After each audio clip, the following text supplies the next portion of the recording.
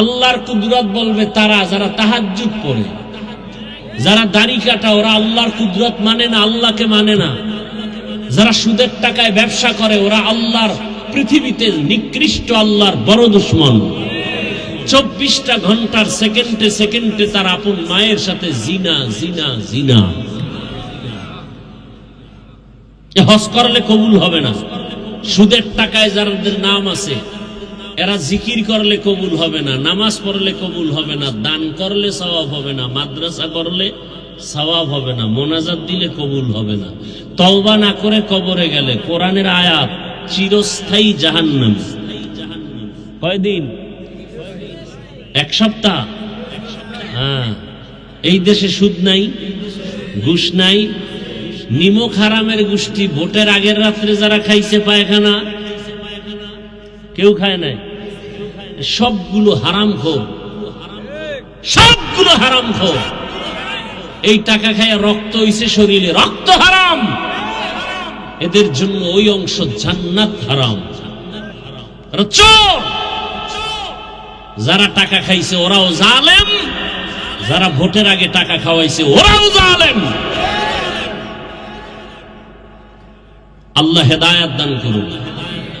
ওই দিন টের পাইছেননি কিছু পিসাবের মুরিদের ধাক্কা কেমন? ভোটের আগে টাকা খাইয়া জিকিরের অ্যাকশন আর সে আজিম। কত তাবলিগওয়ালা, ভাকরিওয়ালা, হাজি সাহেবের ইমান 0 পয়েন্টে গেছি গে ভোটের আগের রাতে। কি আমি মাঝে মাঝে বলি না, কার ইমানের পার্সেন্ট কত মজবুত মাইয়া বলা বিয়া সময়ে দেখা যায়। হ্যাঁ, তলে তলে যৌতুক খায়, সামনে উপরে কিছু চায় না, ঘরে বয়ে খায়। এটা দিল না কেন? মানবতা হইল। এটা দিল না কেন? এটা মানবতা হইল। আছে না নাই? আল্লাহ হেদায়েত দান করুন। এই কথাগুলো আমরা আপনাদেরকে যদি সতর্কতার জন্য না বলি, কে বলবে? বলনেওয়ালা আলেমও তো এখন বন্ধ হয়ে গেছে। টাকা পাইলেই হক কথা বন্ধ, চেয়ার পাইলেই আসল কথা বন্ধ। বলনেওয়ালা আলেমের জবানও দিন দিন কমে যাচ্ছে। আমি মরে যাব, আমার বলাও বন্ধ হয়ে যাবে।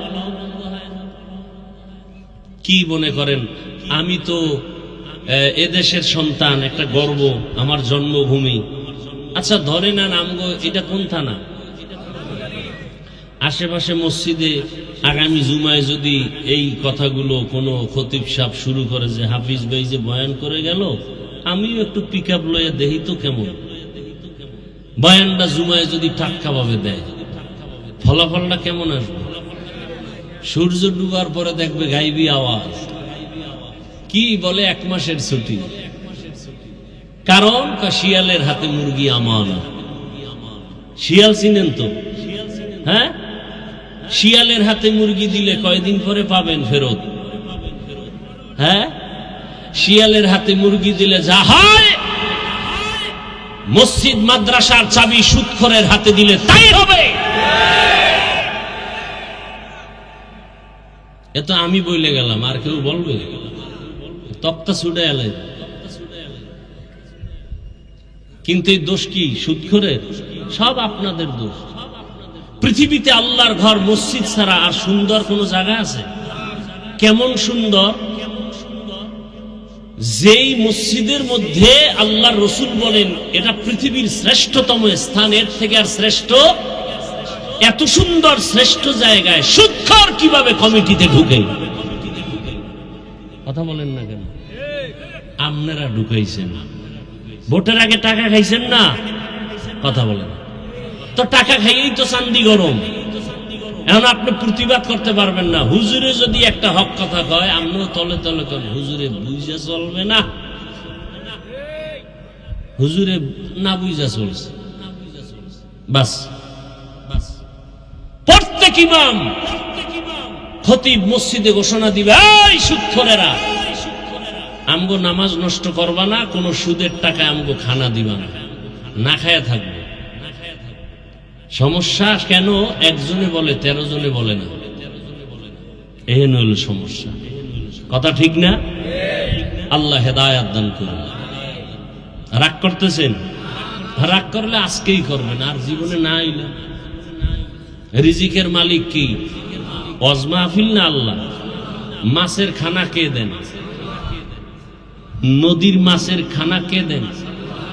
উড়ে পাখি যে উড়ে সকালবেলা বের হয়, সন্ধ্যাবেলা পেট ভরে বাসায় এসে বাচ্চার খানা নিয়ে কে খাওয়ায়? জঙ্গলে হাজারো প্রাণী আছে, কে খাওয়ায়?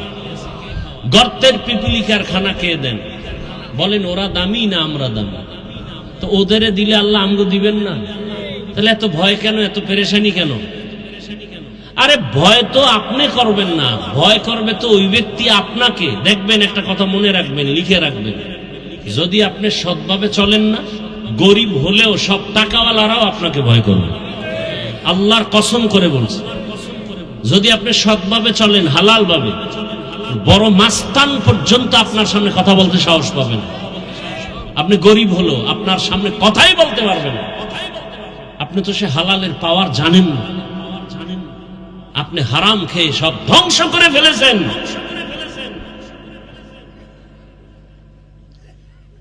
নিজের ছেলে কই, মেয়ে কই, খবর নাই।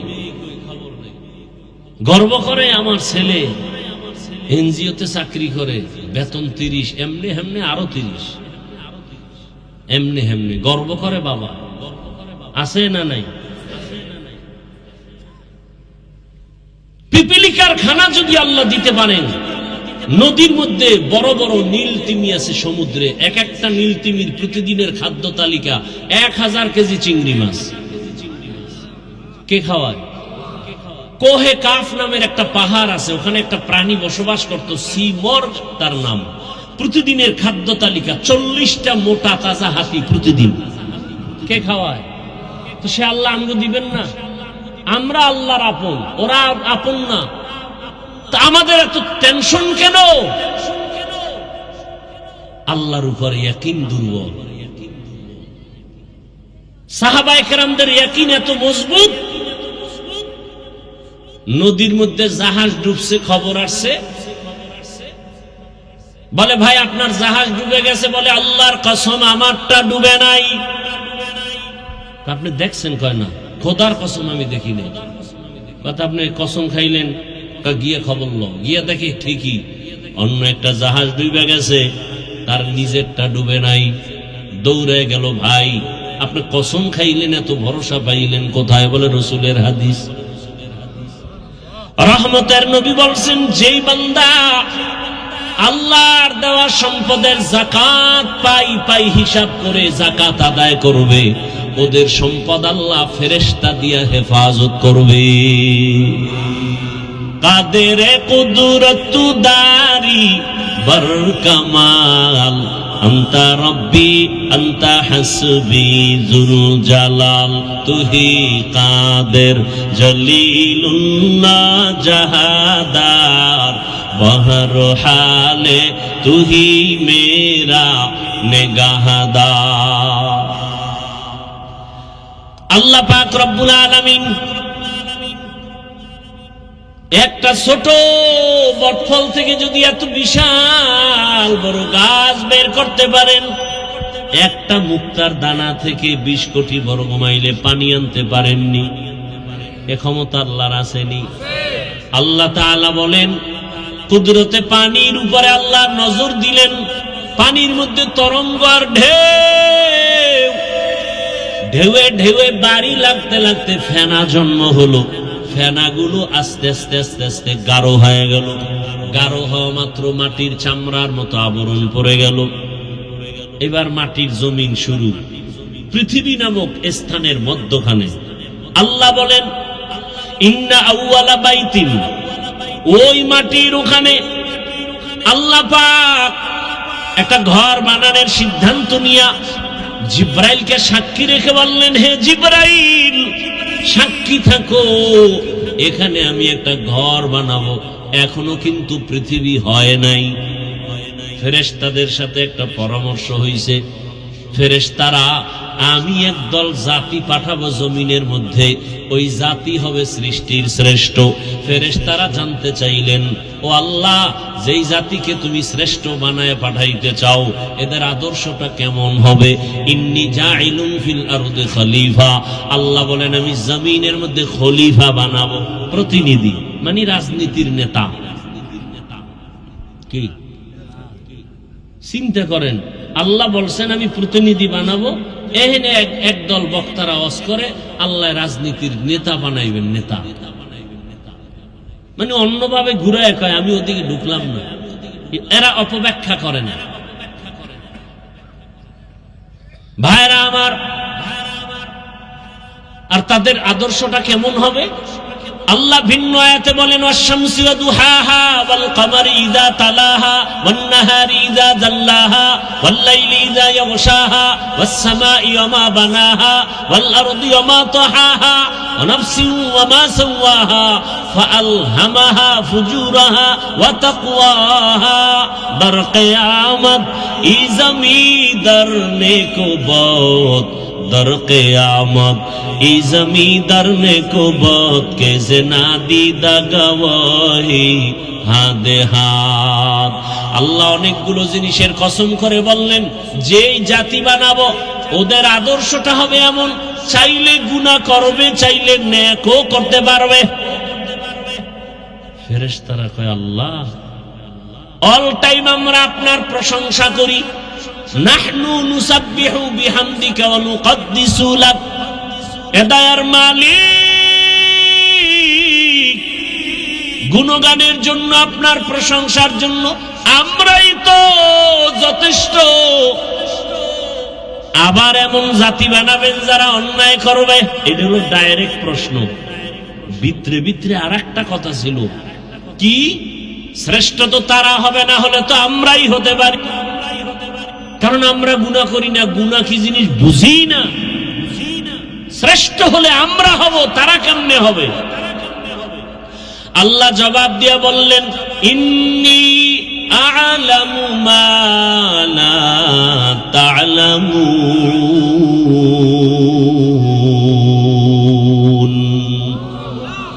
আমি আল্লাহ যাহা জানি তোমরা তা কিছুই জানো না। অর্থাৎ আমি আল্লাহ জানি ওই জাতি গুনাহ চাইলেই করতে পারবে, কিন্তু এমন একদল আমার বান্দা জমিনে থাকবে, এরা গুনাহ করবে দূরের কথা, এদের কাছে কোনো গুনার আসরও লাগতে পারবে না। এমনও জাতি অবস্থা তাদের অন্তরে হবে। আল্লাহ পাক এইবার সিদ্ধান্ত করে ফেললেন যে ফেরেশতারা তোমরা বুঝো না কেমনে শ্রেষ্ঠত্ব দান করবো, এবার তুমি বাস্তবে একটা নমুনা দেখাই। আল্লাহ নমুনা দেখাইতে গিয়া আদমকে বানাবার সিদ্ধান্ত নিলেন। ঘর বানানোর সিদ্ধান্ত আগে, এবার আদমকে বানাবেন। পৃথিবী নামের মধ্যখানে পানির উপরে মাটির আবরণ। আল্লাহ বলেন সরদার ফেরেশতাদের জিবরাইল জমিনে যাইয়া ওই মাঝখানের মাটির চামড়াটা অংশ আমার কাছে নিয়ে আস, আমি আদম রে বানাবো। জিবরাইল গিয়া মাটির একটু চামড়া নেওয়া লাগবে, দিবে না, মনে কষ্ট। জিবরাইল ব্যর্থ হয়ে চলে গেলেন, আল্লাহ পানি নেই। আল্লাহ বলেন মিকাইল যাও। মিকাইল আইসাও পারে নাই, ফেরত। এইবার আসছে ইসরাফিল, ফেরত। রাজি হয় না। আল্লাহকে আজরাইল তুমি যাও তো। আজরাইল সেই কি এর আবার অনুমতি? কুদরতের হাত জিবরাইল ফেরেশতার হাতটার তালু দিয়া একটা আঘাত করছে, ওইরা পুরা চামড়া টান মেরে লয়ে দৌড়। আল্লাহ নাও, কয় দেরি হইল না। দেরি কি আবার? মাত্র জিবরাইলের হাতের তালুর মধ্যে ঢুকে গেছে পুরা চামড়া। বুঝেন আজরাইলের তো পুরা হাতটা কত বড়, এটা হলো হাতের তালু। এই ফেরেশতার দেহ কত বড়? আজকে তালতলি একজনের রুহু কবজ করলো, আজকে ঠিক একই টাইমে একজন মারা গেল আমেরিকায়। আজরাইলে কেমনে করে? বলে পুরা পৃথিবীটা আজরাইলের সামনে একটা পানদানের মতো। কার কুদরত? এবার আল্লাহ ওই প্রথম পৃথিবীর ওই যে চামড়ার মতো হইছে, এখান থেকে আল্লাহ আদমকে বানালেন, আমাদের আদি পিতা। খেয়াল করেন, পেস্টাস লাগায়েন না আবার পরে। আদম আদিম শব্দ থেকে, আদিম শব্দ আরবি, এর বাংলা অর্থ চামড়া। কিসের চামড়া? মাটির। মাটির চামড়া থেকে আদম তৈরি। আল্লাহ আদমকে বানাইয়া এরপরে ফেরেশতার সামনে উপস্থাপন করলেন, আর ফেরেশতাদের বললেন সব মাখলুকাতের নাম বলো। ফেরেশতারা পারলেন না। ওয়া আল্লামা আদামাল আসমাআ কুল্লাহা, আল্লাহ আদমকে বললেন, আদম তুমি এবার নামগুলো বলে দাও। আদম সব মাখলুকাতের নাম বলে দিল। এবার ফেরেশতারা কয়, আমরা নিজের যে বড় মনে করছিলাম, মনে মনে ভয় পেয়ে গেছে, আমরা তো আসলে বড় হওয়ার যোগ্য। এটা আল্লাহর কাছে পেশ করলেন কোরআনের আয়াত, সুবহানাকা লা ইলমা লানা ইল্লা মা আল্লামতানা ইন্নাকা আনতাল আলিমুল হাকীম। ও দয়ার মালিক, তুমি যা শিখাইছো তাই পারি, এর বাইরে পারি না। আদমই শ্রেষ্ঠ হওয়ার যোগ্য, আমরা শ্রেষ্ঠ হতে পারি না। আল্লাহকে এটা মুখে বললে হবে না, বাস্তবে দেখাও। উসজুদু লি আদম, আদমরে কি করো? সিজদা করো। এই যে ফেরেশতারা নিজেদের ভুলটা বুঝতে পারলো, এখানে একটা পয়েন্ট খেয়াল করেন। ফেরেশতারা আল্লাহর কাছে ক্ষমা চাইল, যদিও তারা নিজেরা মনে করছেন আমাদের দুর্বলতা, ভুল, কিন্তু এটা আল্লাহর আদালতে কিনা। কথা বলেন না কেন? কি আপনাদের খারাপ লাগতেছে?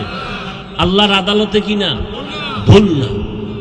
কিন্তু এখানে একটা পয়েন্ট মনে রাখবেন, এই যে ফেরেশতারা আল্লাহর কাছে ক্ষমার প্রার্থনা করলো, ডাইরেক্ট করে নাই, একটা ওসিলা পেশ করছে। কি পেশ করছে? বর্তমান বাংলাদেশে ধর্ম নিয়ে, ইসলাম নিয়ে ফিতনা বেশি। পৃথিবীর কোন রাষ্ট্রে ইসলাম ধর্ম নিয়ে এত ফিতনা নাই। আমার সোনার বাংলায় যেই পরিমাণ ফিতনা, পীর মুরিদির মধ্যে যাবেন ফিতনা, টুপির মধ্যে যাবেন ফিতনা, নামাজে দাঁড়াবেন ফিতনা, আছে না নাই? হিন্দুরা ফিতনা করে না, খ্রিস্টানরা করে না, সব ইসলামের ব্যানার আলা মুনাফিকরা করে। কি আছে না নাই? আর এটা বাংলাদেশে কেন, কার বদদোয়া লাগছে, কোন বুজুর্গের বদনজর লাগছে বলা যায় না। নাইলে দুনিয়াতে আর কোথাও এত ফিতনা নেই। কি ফিতনা? এই ফিতনার মধ্যে একটা ফিতনা হলো ইউটিউবে অনেক বয়ান। আমগো বয়ান তো 50,000 লোকে শুনি, 1 লাখ লোকে শুনি। ওগো বয়ান তো সারা দুনিয়ায় শুনি। টিভি চ্যানেলে কি বয়ান? ওসিলা পেশ করে দোয়া করা বেদাত। বাস একটা মাইরে দিছে, ওসিলা দিয়ে দোয়া করা বেদাত। আর আমি চ্যালেঞ্জ করে বলছি, সারা দেশে আজও বলি, ওসিলা পেশ করে দোয়া করা সুন্নাত। ফেরেশতারা ওসিলা পেশ করলেন, ইয়া আইয়ুহাল্লাযীনা আমানু ওয়াবতাগু ইলাইহিল ওয়াসিলা। ফেরেশতারা ওসিলা পেশ করলো। কি ওসিলা? একটা আমল। কি আমলটা? কি? ওই যে শুরুতে বলছিলাম 7 আসমানের উপরে একটা কাবা আসেনি, কি নাম বলছিলাম? বাইতুল মামুর, নূরের তৈরি কাবা। মুহূর্তে মুহূর্তে 70,000 রহমতের ফেরেশতারা ওই কাবা তাওয়াফ করে। আজকে যারা সুযোগ পাইল সিরিয়ালে, কিয়ামতের আগে তাদের আর সিরিয়াল হবে না। এবার বুঝেন ফেরেশতা কি পরিমাণ আল্লাহ বানায় রাখছেন, যে আজকে একবার যারা 70,000-এর কাফেলা তাওয়াফের সুযোগ পেল, কিয়ামতের আগে আর পাবে না। এর মধ্যে সিরিয়ালে ফেরেশতা আছেই। বাইতুল মামুর, ফেরেশতারা বললেন, হে আল্লাহ, শ্রেষ্ঠ আমরা হওয়ার যোগ্য না, তবে নিজেদের মধ্যে যে একটা ভাব তৈরি করেছিলাম, ভুল হয়েছে, মাফ করে দাও। মাফের ওসিলা বাইতুল মামুরের তাওয়াফের ওসিলায় মাফ করো। আল্লাহ কয়, তোমরা গুনাহ কি জিনিস বুঝোই না? নিজে নিজে একটা ধারণার উপরে নিজের ভুল স্বীকার করে ক্ষমা চাইতে গিয়ে একটা ওসিলা পেশ করেছো, কাবার তাওয়াফ।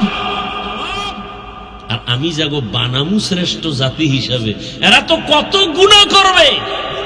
ইচ্ছা করে হাতের গুনাহ, চোখের গুনাহ, জবানের গুনাহ। এই যে মোবাইলের দ্বারা হচ্ছে না, সারা রাত মোবাইল ঘরে নিয়ে গুনাহ, চোখের গুনাহ, হাতের গুনাহ, জবানের গুনাহ, অন্তরের গুনাহ, কল্পনায় কল্পনায় গুনাহ। আল্লাহ মোবাইলের গুনাহ থেকে আমাদেরকে হেফাজত করেন। ভাইরা আমার, আল্লাহ পাক বললেন, ও ফেরেশতারা, তোমরা উসিলা পেশ করেছো বাইতুল মামুর, কাবার তাওয়াফ। আমার যেই জাতি বান্দা হবে শ্রেষ্ঠ, এরা অন্যায় করে ক্ষমা চাওয়ার দরকার। এদেরও তো একটা ঘর বানানো প্রয়োজন। ও জিবরাইল, যাও ওই আদমরে যেই মাটির থেকে বানানোর সিদ্ধান্ত নিলাম, ওখানে বাইতুল্লাহ নির্মাণ করো। প্রথম বাইতুল্লাহ নির্মাণ হয় জিবরাইল আমিন ফেরেশতার মাধ্যমে।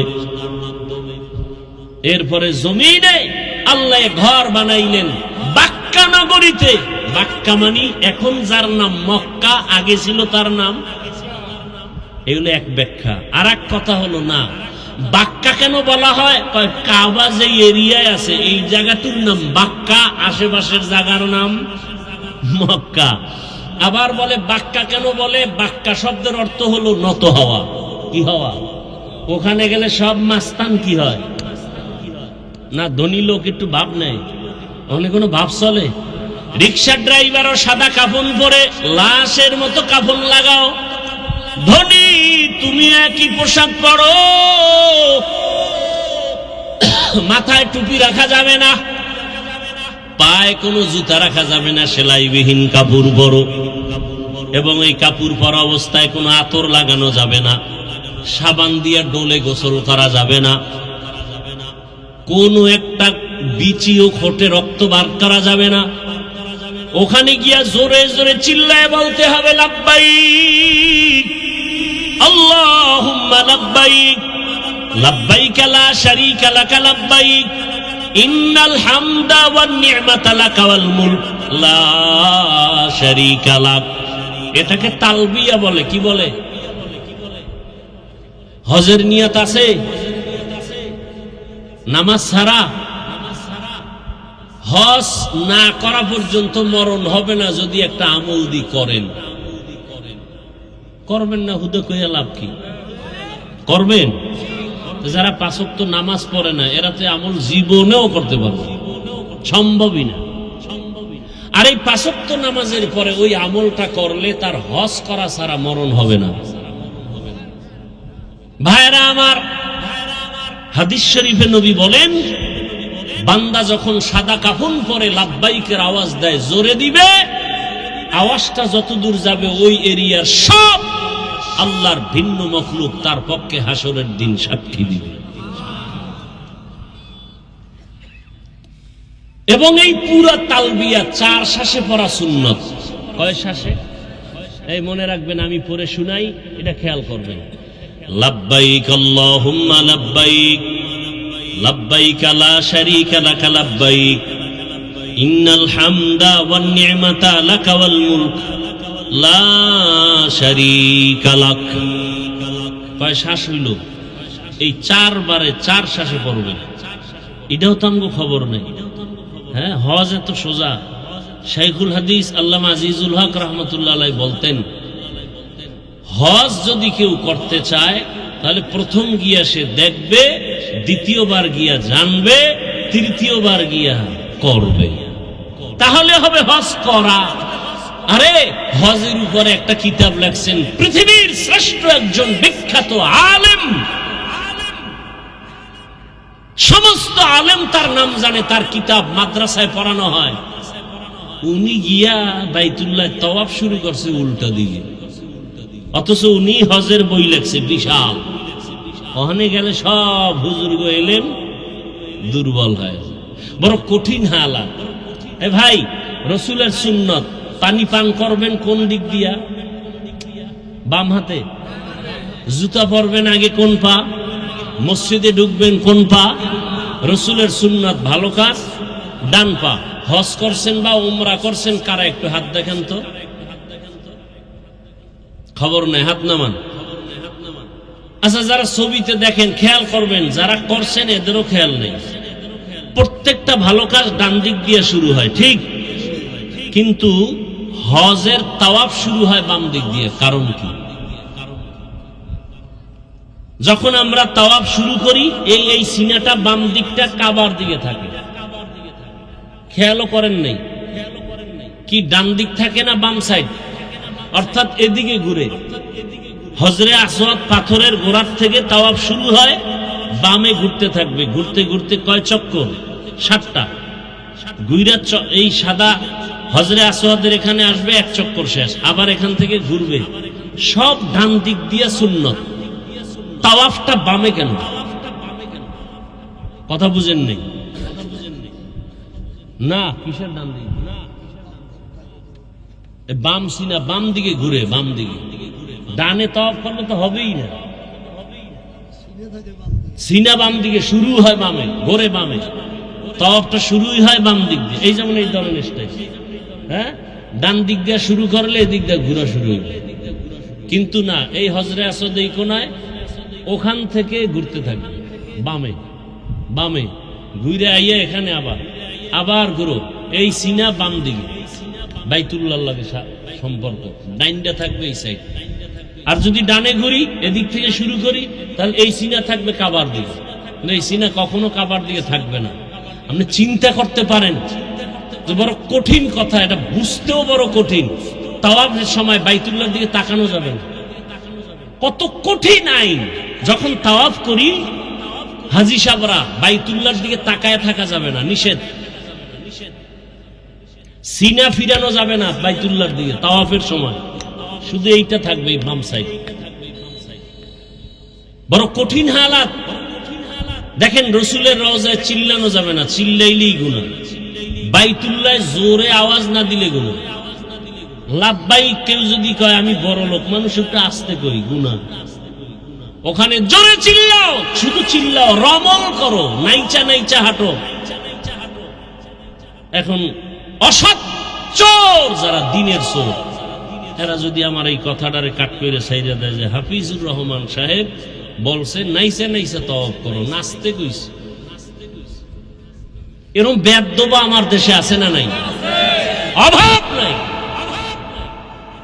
ওই চোরারা তো রমল কি তাও ভালো করে বুঝে না,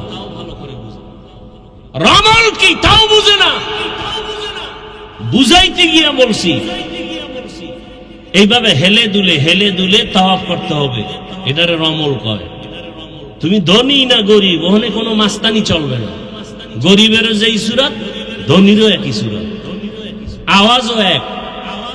লাব্বাইক আল্লাহুম্মা লাব্বাইক, লাব্বাইক লা শারীকা লাক লাব্বাইক, ইন্নাল হামদা ওয়ান নি'মাতা লাক ওয়াল মুলক লা শারীকা লাক। রেকর্ড করলে তো বুঝতে পারবেন, এইটা 4 বারে পড়তে হবে। এটা আমরা তো খবরও নেই। আল্লাহ সবাইকে বুঝার তৌফিক দান করেন। দয়াময় আল্লাহ আদম নবীকে বানায়া জান্নাতে রাখলেন। আল্লাহ কয় আদম তুমি ঘুমাও। এমন ঘুম দিছেন যে মনে হয় আর জীবনে উঠবেন না। আল্লাহ রাব্বুল আলামিন কুদরতের হাত দিয়া আদম নবীর পৃষ্ঠ থেকে পিপিলিকার সুরাতে সবগুলো রূহকে বের করে নিলেন। কিয়ামত পর্যন্ত যত মানুষ আসবে সব প্রাণীর রূহ পিপিলিকার ন্যায় আল্লাহ বের করলেন। আর আদম নবীর এক হাড় থেকে আম্মাজান হাওয়াকে বানাইলেন। মনে আছে আদম শব্দের অর্থ কি বলছিলাম? চামড়া, মাটির চামড়া থেকে। আর হাওয়া হাওয়া হাওয়া শব্দ হলো হাওয়া, ওয়ার উপরে তাসদিদ। এটা হাইয়ুন থেকে হাওয়া। হাইয়ুন মানে জিন্দা। হাইয়ুন মানে কি? হুয়াল হাইয়ুল কাইয়ুম। হাওয়াকে হাওয়া বলা হয় কেন? কয় যে জিন্দা ব্যক্তি থেকে হাওয়াকে বানানো। জিন্দা ব্যক্তি কে? আদম। বুঝেননি কথা? আদম আলাইহিস সালামকে জান্নাতে থাকতে দিলেন। এরপরে ঘটনা তো অনেক জানেন। আল্লাহ পাক এক পর্যায়ে নিষেধ করলেন ওই গাছের কাছে যাইবা না, তারপরও গেলেন, ফল খাইলেন। আল্লাহ তাআলা এক পর্যায়ে দুজনকে দুনিয়ায় পাঠাইলেন। দুনিয়াতে আল্লাহ সবার আগে আদম পাঠান নাই। আদম নবী দুনিয়াতে আসার 2000 বছর আগে এই জমিনের বাসিন্দা জিনেরা ছিল। কারা ছিল? ইবনে কাসির রহমাতুল্লাহ আলাইহি বলেন, জিনের আগেও এই জমিনের বাসিন্দা ছিল আর একদল প্রাণী, এরাও শরীয়ত আল্লাহর মানত। এদের নামও লাগছে আল হিন আল বিন। আল হিন আর বিন নামে এই প্রাণীগুলো জমিনে বসবাস করত। এরপরে জিন, জিনের পরে ফেরেশতা, এরপরে মানুষ আসছে। মানুষের মধ্যে প্রথম আসছে আদম।